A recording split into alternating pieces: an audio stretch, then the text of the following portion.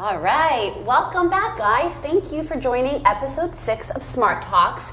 Yes, I've gotten the honor and privilege to welcome you guys back because Rabbi Zalman is exhausted. I'm just kidding, he's not. He was just like, you should introduce this episode. And it's a really exciting one. It's all about, can I tell them already? Absolutely, just jump in. It's about awe, not like awe, but awe and reverence for the Creator. So it's going to be a really important and really exciting episode, especially for me, as I've struggled with my relationship to what is God? And what place does God have in this universe? And what is the interplay between us as humans and beings and creations and the Creator? So I'm going to do a little talking and a lot of listening, and I hope you guys really enjoy this one. Excellent. Rabbi Zalman, answer all our questions. What is God? Thank you. On one foot, what is God? I have all the answers. Actually, I was talking to someone recently and I said, I don't have all the answers, but I have a lot of questions. Yeah. And it's the value of asking questions and having those discussions that we're doing here that brings out a deeper understanding. So let's just jump in the whole idea of awe and reverence, which are two of the next values that we're going to be discussing. And I think that it's something that we can help us be better people, better human beings, and really achieve our goals. Yeah, absolutely. But how? And what if you don't believe in God? Like, what if you're struggling with that belief? I know a lot of millennials and Gen Zers are. I think that there's different elements that we can take about what we believe in God and how we believe in God and how does that play into our lives. But I hope that you'll be able to extrapolate the big ideas from what we're going to share today. Always share that feedback, share those comments, comment on the video so that we can understand, are we going in the right direction? Is this something that resonates with you? So let's just go into the whole idea of awe and fear. Let's define it. So when it comes to our relationship with God, there's an idea of awe.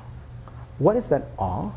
Understanding and contemplating the awesomeness of God. Totally. I was like that as a kid. I would always be like so just in awe. There's no better word of like creation. Like, whoa, this is incredible. Look at the sun. And I feel that a lot in nature.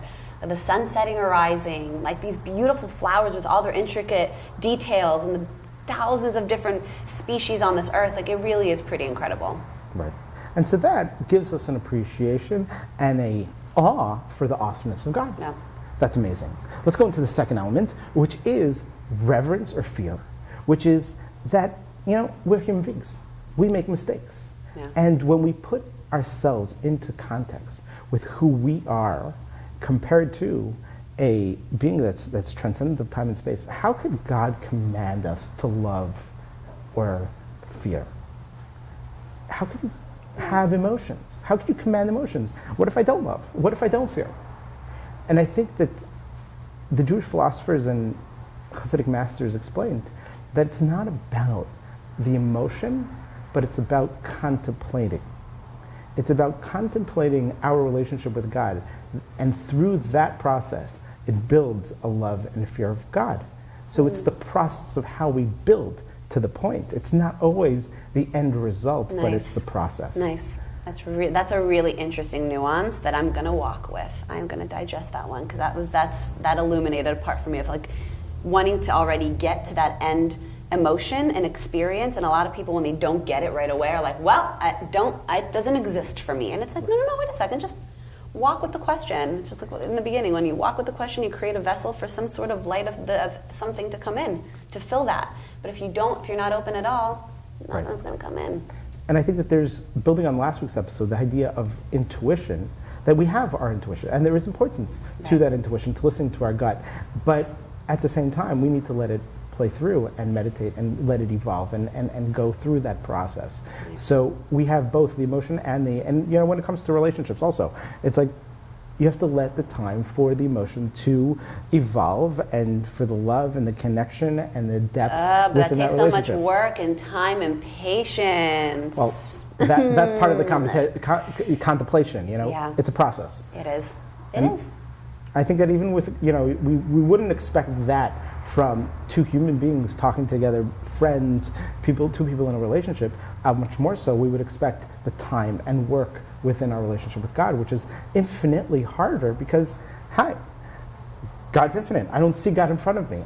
This is something that's intangible in my own presence. How do I relate to that? Whereas this person's right in front of me. I can relate to that person. It's really special too to be able to work on a relationship in front of you. Then you're working, really in so many ways, you're working on a relationship with God. Right. To me, the more patient I become with my fellow man, the more patient I am. Like, all right, God, I get it. You're putting me through all of these tests so that I can earn eventually this vision that I had in that flash of intuition. So fine, I'll be more patient with my family and my friends and with you. And, in neuroscience, they talk about the whole idea that our minds, mostly we go with our emotions rather than our intellect. There's an interesting experiment that they did where they looked at, in the library, which books are taken out but never returned, stolen books. So those books that are on ethics and morals, those are the books that are most often stolen and never returned. That's crazy. So you'd think that someone who's studying ethics and morals would do the ethical and moral thing by returning that book.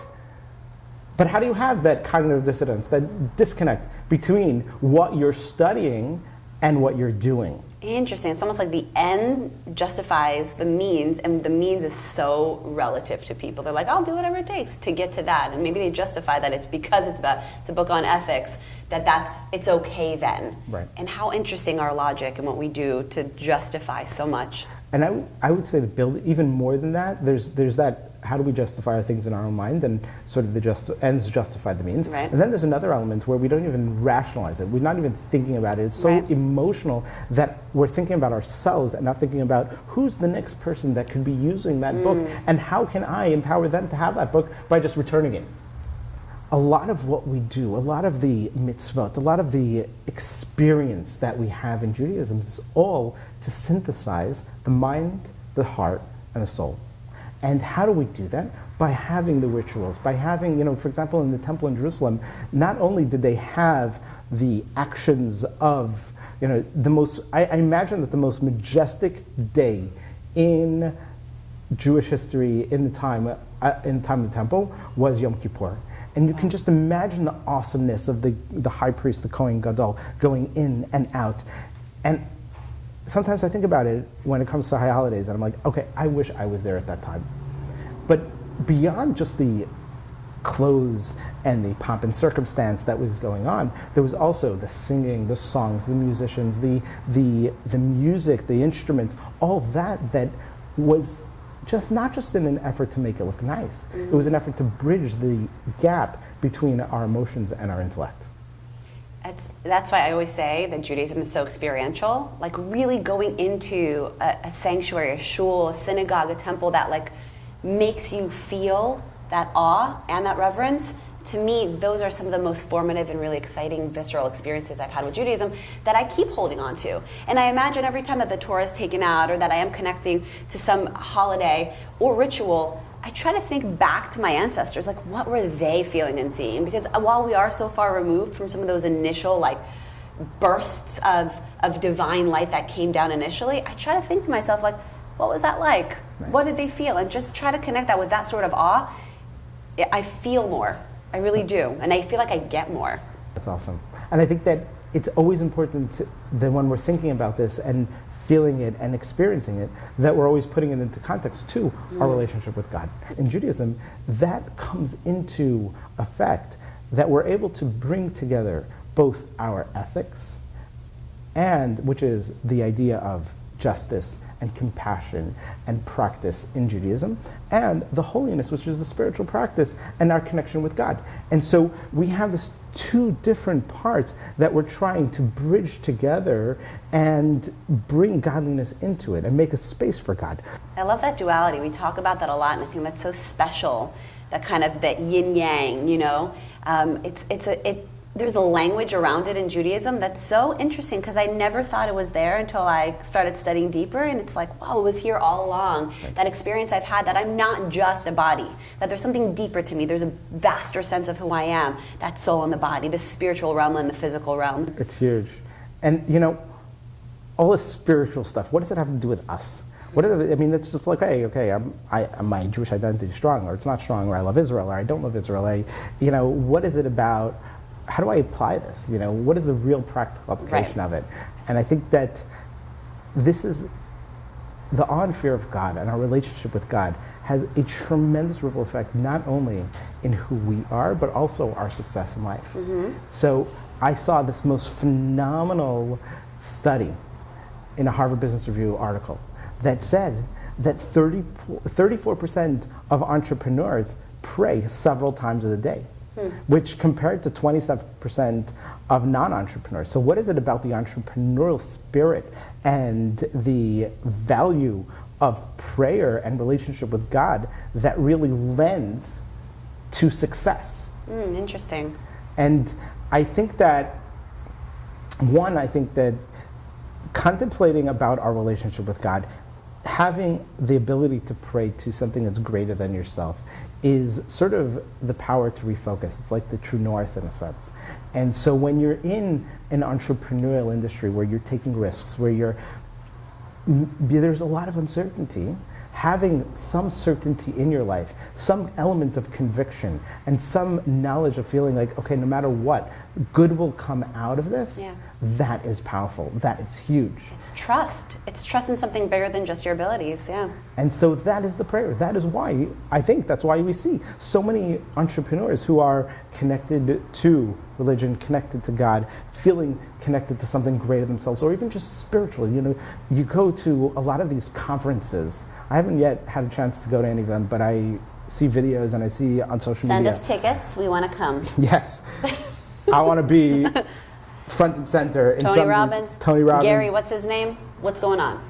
We go to a Gary Vaynerchuk conference. That'll be awesome.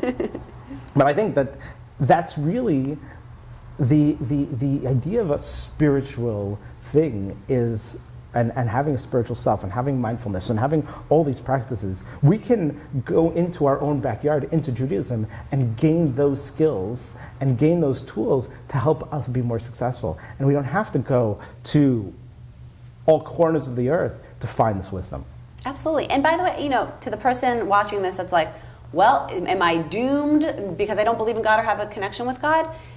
I'm going to say my answer, and I think I'll speak for the both of us when we say, no, you're not. You know, my connection to God is changing every day. My contextualizing of God and redefining and defining and figuring out a definition and a place that is meaningful to me is an ongoing journey through books. I mean, one of my favorite books is Rabbi David Aaron's book called The Secret Life of God. Did a number on my relationship to God and really helped me to see the sorts of like hiccups that I was having in the process of my relationship to God that were keeping me from a connection that was really a lot more simple than I was making it out to be. So if you're in that place where you're like, I'm kind of an atheist, or like, I'm not really sure where I am, I highly recommend just picking up this book. And I'd love to hear what you think about it. I recommended it to a couple college kids this past weekend. I spoke at a Shabbaton, and they were all very excited to pick it up. So I'd love to hear